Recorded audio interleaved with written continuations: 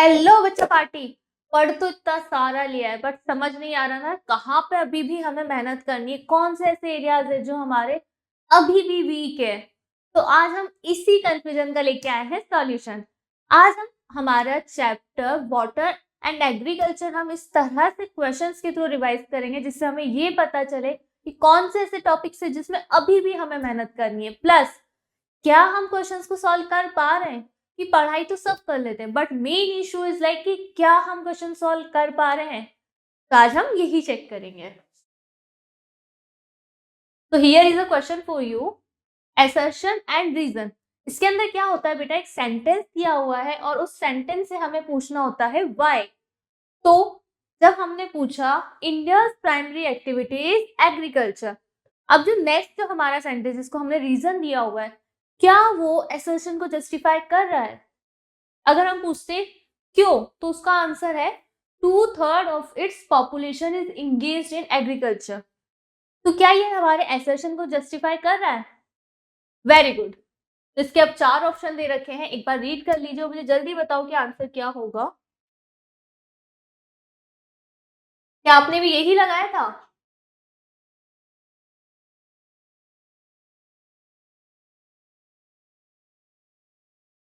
Very good. क्यों है इसका ये राइट ऑप्शन, क्योंकि ये रीजन जो है ये हमारे असर्शन को क्या कर रहा है, justify. Let's move towards the second question.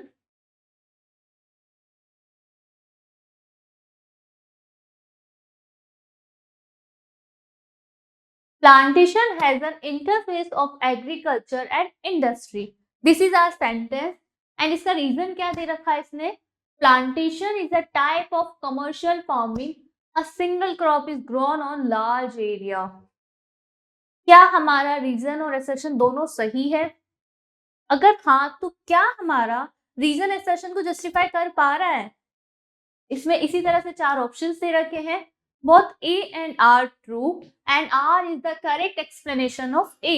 That means दोनों सही है और जो रीजन है वो हमारे assertion को करेक्टली जस्टिफाई कर रहा है। सेकंड, दोनों ट्रू है बट ये इसको करेक्ट वे में एक्सप्लेन नहीं कर रहा है। A is true but R is false, मतलब assertion तो ट्रू है बट हमारा रीजन क्या है, फॉल्स। और इसमें क्या हो रहा है, दोनों ही फॉल्स है। तो क्या आंसर है इसका, ए। क्यों है, क्योंकि पहले इन्होंने प्लांटेशन की बात करी और सेकंड में क्या कर रहे हैं, प्लांटेशन को ही जस्टिफाई कर रहे हैं, उसी को एक्सप्लेन कर रहे हैं। Let's move towards the next question. assertion, crops are grown depending upon the variation in soil, climate and cultivation practice. क्या बोल रहा है ये कि हम जब क्रॉप उगाते हैं तो हम किन किन चीजों का ध्यान रखते हैं। हम ध्यान रखते हैं सॉइल का, क्लाइमेट का एंड किस तरह से हमें वहां कल्टीवेट करना है। अब इसका रीजन दे रहा है crops are also grown according to availability of water. क्या हमारा जो रीजन है वो असर्शन को जस्टिफाई कर रहा है। जल्दी से करेक्ट आंसर चूज करिए।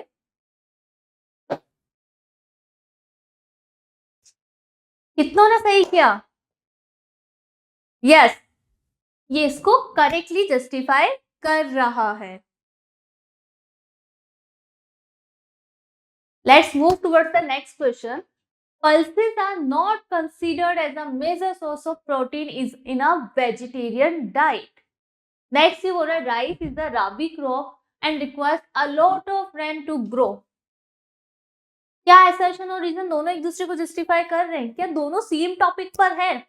वेल नो, assertion किसकी बात कर रहा है, pulses की, बट जब रीजन की बात आ रही है तो रीजन में क्या आ रहा है, pulses तो है ही नहीं वहां पर। क्या बात कर रहा है वो, राइस की। तो इसका क्या आंसर होगा, दोनों ही फॉल्स है, क्योंकि राइस के लिए इसने क्या बात बोली है, required a lot of rain. हम इरिगेशन की भी तो बात कर सकते हैं। अगर वहां पर रेन नहीं हो रही है तो हम कैसे ग्रो करते हैं, इरिगेशन के थ्रू, बट यहाँ पे तो इरिगेशन की बात ही नहीं की गई है। नेक्स्ट क्वेश्चन, अब हमारे जो क्वेश्चन है, अब हम मूव कर रहे हैं फिल इन द ब्लैंक्स की तरफ। अब यहाँ पे एक हमारा डैश होगा जिसको आपको प्रॉपर जो आपके दिमाग में आ रहा है ऑप्शन उससे फिल करना है। India has 3 cropping seasons. अब ये डैश डैश डैश मतलब हमारे इंडिया में जो 3 क्रॉपिंग सीजन है उसको किस किस बेसिस पे हमने डिवाइड किया है। Let's move towards the answer. Sorry बेटा, यहाँ पे इन्होंने okay, let's move towards the next question. अब जो हमारे क्वेश्चंस आएंगे वो फिल इन द ब्लैंक्स आएंगे। मतलब यहाँ पे आपको एक सेंटेंस दे रखा है और बीच में कुछ स्पेस गिवन है, हमें उस स्पेस को जो राइट ऑप्शन है या जो राइट वर्ड उसे जस्टिफाई कर रहा है उससे हमें उसको फिल करना है। क्या लिखा हुआ है? India has 3 cropping seasons dash dash dash. तो अब आपको यहाँ पे क्या बताना है? 3 क्रॉपिंग सीजन्स की कौन कौन से वहां पर क्रॉपिंग सीजन्स है। जल्दी से बताओ कौन कौन से होते हैं? रबी, खारिफ एंड जेद। और इसको हमने किस बेसिस पे डिफाइन किया है? हम इसको कौन से मंथ में उगा रहे हैं, हम इनको विंटर्स में उगा रहे हैं, समर्स में उगा रहे हैं या फिर मॉनसून में। Okay, let's move towards the next question. Fill in the blanks in the following. Again हम same fill in the blanks पे चल रहे हैं। यहाँ पे क्या बोल रहा है वो? Agriculture provides livelihood to more than 63% of India's dash space। क्या आएगा इसकी जगह? पॉपुलेशन। कितनों ने सही आंसर दिया? ओके, अब हम बात कर रहे हैं, स्टार्टिंग हमने डैश से की है, हम यहाँ बात करें is a name given to a slash and burn agriculture in north eastern states of India. हमें एक फार्मिंग प्रैक्टिस है स्लैश एंड बर्न, उसको हम north eastern states of India में क्या बोलते हैं? जल्दी से आंसर करो बेटा। कितनों ने सही दिया? The right answer is jhumming. Let's move towards our next question. Important crops like paddy, maize, jowar, bajra etc. are grown during dash season। अभी थोड़ी देर पहले हमने 3 क्रॉपिंग सीजन्स की बात की थी, तो हम यहाँ पे पूछ रहे हैं एक क्रॉप का नाम दे दिया इन्होंने पैडी, मेज, ज्वार एंड बाजरा। पैडी क्या होती है? राइस। तो इसको कब उगाया जाता है?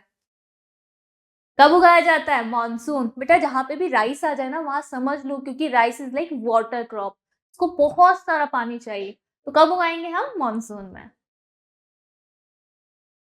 अभी तक हमने जो पढ़े, अब हमारा एक नेक्स्ट पार्ट स्टार्ट हो रहा है जिसमें हम डिस्कस करेंगे केस बेस्ड स्टडी।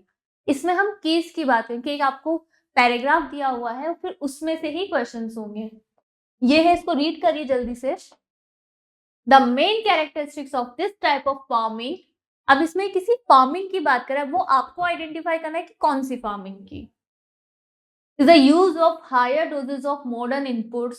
अब ये मॉडर्न इनपुट्स की बात कर रहे हैं, जैसे कि high yielding variety, HYV seeds, chemical fertilisers, insecticides and pesticides. In order to obtain higher productivity, the degree of commercialization of agriculture varies from one region to another. For example, rice is a commercial crop in Haryana and Punjab, but in Odisha it is a subsistence crop. हम यहाँ पे 2 word आए हैं बेटा, commercial and subsistence. Commercial का मतलब होता है वो क्रॉप जो हम इस पर्पज से उगा रहे हैं कि हम इसे बेचेंगे, एंड सब्सिस्टेंस वो क्रॉप जो हम इस पर्पज से उगा रहे हैं कि हम उसको खाएंगे, हमारी फीडिंग के लिए हम उससे उगा रहे हैं। प्लांटेशन की अब इन्होंने बात कर ली, is also a type of a commercial farming. Plantation क्या होता है बच्चे? प्लांटेशन इज जब हम एक बहुत बड़े लैंड पे सिंगल क्रॉप को उगा रहे हैं तो उसको हम क्या बोलते हैं? Plantation. In this type of farming, a single crop is grown on a large area. The plantation has an interface of agriculture and industry.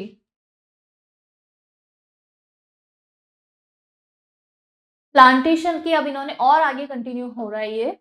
Plantation covers large tracts of land using capital intensive inputs with the help of migrant labours.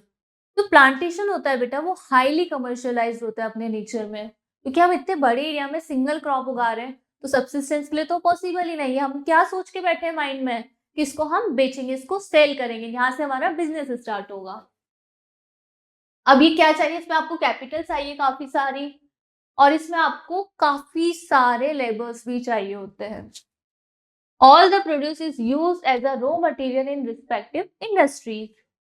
यहाँ पे अब industries की बात कर ली बेटा इन्होंने। In India T, coffee, rubber, sugar cane, banana etcetera, ये सब इन्होंने जो नाम बताए ये क्या है, जो कमर्शियल क्रॉप में यूज होते हैं। टी इन असम, अब कहाँ पे क्या उगाते हैं, असम में क्या है, टी, नॉर्थ बंगाल में कॉफी, कर्नाटका में, इसके ये कुछ are some of the important plantation crops grown in this state. Since the production is mainly for market, a well-developed network of transport and communication connecting the plantation areas, processing industry and markets plays an important role in the development of plantation। अब देखते हैं क्या इससे इन्होंने आगे questions बनाए हैं। Which one of the following is an example of plantation agriculture? अगर आपने पैराग्राफ ढंग से पढ़ा है तो आपको याद होगा कि कौन सी ऐसी क्रॉप थी। जल्दी से आंसर दीजिए, बताओ मेरे को बेटा। ये आप लोगों को तो इसमें एग्जांपल्स की भी जरूरत नहीं होनी चाहिए थी, ऑप्शंस की भी जरूरत नहीं होनी चाहिए, इससे पहले आंसर क्लिक होना चाहिए। जल्दी बताओ, असम में क्या उगाते हैं, tea. Next question, which one of the following describes a system of agriculture where a single crop is grown on a large area. Again इसमें भी आपको ऑप्शंस की जरूरत नहीं है, ऑप्शंस भी मिल गए। अब तो जल्दी से आंसर बताओ, कौन सी ऐसी क्रॉप है जो बहुत बड़े एरिया में उगाई जाती है, single crop, plantation. Let's move towards the next crop. Which one of the following crop is a beverage crop. Beverage का मतलब होता है बेटा ड्रिंक, जिसको हम पी सकते हैं। जल्दी बताओ, कॉटन को पी सकते हो क्या, वीट को पी सकते हो। काफी सारे बच्चे बोल रहे हैं यस मैम, कल ही वीट को पिया था। बाजरा, क्या है आंसर, टी, वेरी गुड। अब आ रहे हैं हमारे मैच द फॉलोइंग। इसमें हमने 4 दे रखे हैं बेटा और इधर भी 4 है, आपको देखना है कौन किससे मैच हो रहा है। इधर क्या क्या दे रखा है हमने, खारीफ है, इधर रबी है, जैद एंड पैडी क्रॉप्स। तो अब बताओ वाटरमेलन, अगर आपको इनमें से 1 या 2 का भी आता है ना बेटा तो आप आगे कर सकते हो बहुत इजीली। जैद को किस में होगा, इनमें से कौन सी ऐसी क्रॉप है जो जैद में आएगी, कौन सी ऐसी जो पैडी में आएगी, जल्दी से आंसर कमेंट करिए। क्या है इसका आंसर, फर्स्ट का है हमारा बी ऑप्शन, इसका मतलब है खारिफ। औस किस में आती है, खारिफ में। सेकंड का है हमारा सी ऑप्शन, मिलेट किस में आती है, राबी में। थर्ड का क्या है, डी, ऑयल सीड्स किस में आती है, जेद में। And paddy crops, watermelon. ठीक है, पैडी का मतलब ये होता है बेटा जो वाटर इंटेंसिव है। अगर इनमें से आपको एक भी याद होता तो भी आप इसको बहुत इजीली कर लेते, क्योंकि आप देख सकते हो अगर एक भी आपने आइडेंटिफाई कर लिया तो आपको दिक्कत नहीं आएगी। अब हम बात करेंगे हमारे नेक्स्ट चैप्टर का, that is water resources. The first question is dams are called multipurpose project. अब वापस से हम वही हमारा फॉर्मेट रखेंगे बेटा, पहले असर्शन रीजन, फिर fill in the blanks and फिर मैच द फॉलोइंग। जल्दी से इसको रीड करो बेटा। Dams are now build not only for irrigation but for the generation of electricity, water supply for domestic use, flood control, recreation, inland navigation and fish breeding। क्या question बोल रहा है, क्या assertion बोल रहा है कि डैम्स को हम बोलते हैं मल्टीपर्पज। अब ये पूछ रहा है क्या, क्यों बोला जाता है, क्या करना है आपको, assertion से क्वेश्चन करना है कि क्यों। अब इसने नीचे दे रखा है, इतने सारे काम बता रहे कि पढ़ते पढ़ते मैं ही थक गई, तो आप तो बहुत ज्यादा थक गए होंगे। तो क्या सही बता रखा है इसने, हाँ इसका आंसर सही है। तो क्या आएगा इसका, बहुत A and R true and R is the correct explanation of A. जल्दी से बताओ बेटा, इतने सारे क्वेश्चन कर लिए, अब तो इसमें टाइम भी नहीं लगना चाहिए। Very good. Next question, it was observed that the multipurpose projects include earthquakes causing waterborne diseases। अब ये एक assertion दिया है, रीजन देखो इसका, people had in-depth knowledge of rainfall regimes and soil types and developed wide range techniques to harvest rainwater harvesting. ground water, river water and flood water in keeping with the local ecological condition and their waste water needs. क्या हमारा assertion reason को justify कर रहा है? हाँ, उसमें उसने क्या बात करी है कि मल्टीपर्पज प्रोजेक्ट जो है उसमें ये सब चीजें आती हैं। अब उसी को इसने क्या किया है रीजन में? Justify. Let's move towards the next question. In ancient India, along with the sophisticated hydraulic structure, there existed an extraordinary tradition of water harvesting system. अब इसने पुराने जमाने की बात की बेटा कि पुराने जमाने में क्या होता था, बहुत सोफिस्टिकेटेड, बहुत अच्छे अच्छे सोच समझ के क्या बनाए जाते थे, वाटर स्ट्रक्चर। अब ये यही बात बोल रहा है, रेन वाटर और पालर पानी is commonly referred to these parts is considered the purest form of natural water. क्यों पहले वाले लोग रेन वाटर को बहुत अच्छे से कंजर्व करते थे, हार्वेस्ट करते थे? क्योंकि जो रेन वाटर है, जो आसमान से पानी आ रहा है, वो क्या होता है, बहुत ही ज्यादा प्योर। इतना प्योर होता है क्योंकि अभी तक कहीं पर भी वो टच नहीं हुआ है। एंड जो हमारे घर में जो टैप वाटर आता है ना बेटा, वो पता नहीं कौन से नदी, कौन से नाले को रिसाइकल करके, साफ करके हमें दिया जा रहा है। तो पहले वाले लोग क्या थे, बहुत ज्यादा समझदार थे और वो सिर्फ जो रेन वाटर होता था उसी को यूज करते थे। अब इसमें क्या है, क्या ऊपर वाले को इसने करा? नहीं। क्यों नहीं करा? इसमें ये बात कर रहा है एंशियंट टाइम की, और नीचे वाले में हम क्या बात कर रहे हैं, हमने एंशियंट टाइम की वाटर हार्वेस्टिंग की तो बात ही नहीं की। हमने यहाँ पे एक नया टॉपिक ले लिया, रेन वाटर, और उसी की हम बात कर रहे हैं। दोनों सही है, बट ये इसको एक्सप्लेन नहीं कर रहा है। Water is a renewable resource. Fresh water is mainly obtained from surface runoff and groundwater that is continually being renewed.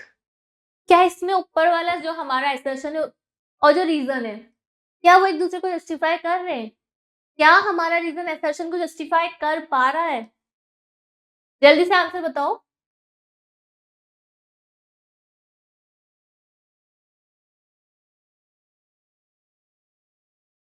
ये इसको कर पा रहा है, ठीक है, क्योंकि हमने वाटर की बात की उसमें पहले, और नेक्स्ट उसमें हमने उसी की एक पार्ट फ्रेश वाटर की बात की है। Dash dash and dash are source of fresh water. जल्दी से बताओ कि फ्रेश वाटर कहाँ कहाँ से हम ऑब्टेन करते हैं? प्रेसिपिटेशन मतलब बारिश, सरफेस रन ऑफ मतलब जितनी भी हमारी रिवर्स है वहां से, एंड ग्राउंड वाटर। जो आपके घर में सुबह सुबह या शाम के टाइम पे बोरिंग चलती है ना, वही है हमारा इसका option answer. Dash and dash movements were launched against the multipurpose projects. बेटा आपको दो मूवमेंट्स बताने हैं जो कि डैम जब बन रहे थे उनके अगेंस्ट, कि यहाँ पर डैम मत बनाओ, इसलिए वो प्रोजेक्ट लाए गए थे। नर्मदा बचाओ, तहरी डैम क्यों लाए गए थे बेटा? क्योंकि जब भी डैम बनता है ना, आसपास के एरिया को खाली करवाना पड़ता है, क्योंकि जगह चाहिए ना रिवर के लिए, डैम बनाने के लिए, जहाँ पे लोग रह रहे होते हैं। तो वो अक्सर इस बात के लिए क्या करते हैं, अगेंस्ट मूवमेंट। ठीक है बेटा, let's move towards the next question, case based question. अब हम वापस से एक पैराग्राफ हमें गिवन होगा और उसके हमें क्वेश्चंस देखने हैं। नर्मदा बचाओ आंदोलन और save Narmada movement is a non governmental organization that mobilize tribal people, farmers, environmentalists and human rights activists against the Sardar Sarovar Dam being built across the Narmada River in Gujarat. क्या क्या important चीजें? पहली बात, movement कौन सा था, क्या ये गवर्नमेंट का था या नॉन गवर्नमेंट का था? उसके बाद इसमें कौन कौन लोग इन्वॉल्व थे? ट्राइबल पीपल, फार्मर्स, एनवायरमेंटलिस्ट, ये सब लोग उसमें इन्वॉल्व थे। ये कहाँ पर बनाया जा रहा था? गुजरात में। कौन सा डैम था? सरदार सरोवर। और ये किसके ऊपर था? नर्मदा। नाम भी इसका नर्मदा रिवर पे ही रखा गया है। क्यों गया गया था? क्यों लोग इसके अगेंस्ट थे बेटा? क्योंकि it originally focus on the environmental issues related to the trees that would be submerged. अब आसपास के एरिया में ट्रीज भी सबमर्ज्ड होंगे, कई सारे काटे भी जाएंगे, तो यही उनका इशू था Recently, it has refocused the aim to enable poor citizens, especially the austere displaced people, to get full rehabilitation facilities from the government. Rehabilitation का मतलब होता है कि बेटा कि यहाँ से किसी को आप हटा रहे हो तो उनको आप कहीं और घर दोगे वैसे या उतनी ही जमीन दोगे. People felt that their suffering would not be in the vain. उनको लग रहा था कि हमारा जो दर्द है, जो हमारा दुख है, वो ऐसा ही नहीं कि यूं ही बर्बाद हो रहा है, कोई ना कोई हमारा दुख भी सुनेगा. Would not accepted the trauma of displacement, believing in the promises of irrigated fields and plentiful harvest. क्या उन्हें प्रॉमिस किया गया था कि जैसी आपकी जितनी फर्टाइल लैंड यहाँ पर है उतना ही फर्टाइल लैंड हम आपको कहीं और भी देंगे. बट मेन चीज ये थी कि ट्रॉमा ऑफ डिस्प्लेसमेंट. जैसे आप लोग अगर आपकी सिर्फ चेयर इधर से उधर कर दी जाए, आपको जो आपके फ्रेंड से दूर बिठा दिया जाता है, कितना गंदा समूह बना लेते हो ना, रोतुला समूह, इनकी तो जगह ही चेंज हो गई है. For the sake of their nation. But now after 30 bitter years, 30 साल हो चुके हैं बेटा, their livelihood having become even more precarious, they keep asking, are we the only ones chosen to make sacrifice for the nation? वो यही question पूछे, क्या हम ही देंगे पूरे देश के लिए सेक्रीफाइस? मैं ही क्यों? जैसे आप बोलते हो जब मैम इधर से उधर उठा देती है, मैम मैं ही दिखता हूँ क्या आपको या दिखती हूँ? वही वाली बात यहाँ पर है. अब इसी पे हम क्वेश्चन करते हैं. With what objective Sardar Sarovar dam was being built? क्यों बनाया गया था? आगे जो हमने स्टार्टिंग में ही पढ़े हैं, जब भी कोई डैम बनता है बेटा तो पहली चीज होती है पावर. डैम बनने से पावर जनरेशन होता है, इलेक्ट्रिसिटी जनरेशन. दूसरा इरिगेशन, और तीसरा पानी देना. पानी को जब आप एक जगह रोक लोगे तो क्या होगा, उस जगह में जब पानी नहीं होगा तो आप उन्हें पानी प्रोवाइड कराओगे. Analyse the reason for protest by the tribal people. आपको अब वो रीजन बताना है कि क्यों ट्राइबल लोग प्रोटेस्ट कर रहे थे. Huge displacement of people. लोगों को इधर से उधर बहुत ज्यादा अमाउंट में डिस्प्लेस किया जा रहा था. Demand for rehabilitation. आपने हमारी जमीन ले ली, चलो हमने देश के नाम पे सेक्रीफाइस कर लिया, बट हमें कब दोगे जमीन? Harm of harvest. हमारा इतना सारा फर्टाइल लैंड था, उसका क्या होगा? Loss of livelihood. हमारी जमीन, हमारी खेती चली गई, अब हम खाना कैसे खाएंगे? Sardar Sarovar dam being built across. कौन सी रिवर में बताया था ये? जल्दी से बताओ. नर्मदा. और जो हमारा मूवमेंट चल रहा था उस मूवमेंट का नाम क्या था? वेरी गुड, नर्मदा बचाओ आंदोलन. अभी वापस से हमारा एक केस आ गया बेटा. Cases. Today dams are built not just for irrigation but for electricity generation. ये बता रहे हैं कि डैम की क्या क्या यूज होते हैं. Water supply for domestic and industrial uses, flood control, recreation, inland navigation. Thank you for watching this and बेटा don't forget to like, share and subscribe to stay updated with such more questions. And ये PPT आपको हमारी website पे जाके आपको देखनी है और आपको ये वेबसाइट पे मिल जाएगी. अगर वेबसाइट पे नहीं मिल रही है तो डिस्क्रिप्शन में उसका लिंक है, आप वहां से भी इसको डाउनलोड कर सकते हो. Best of luck for your further studies.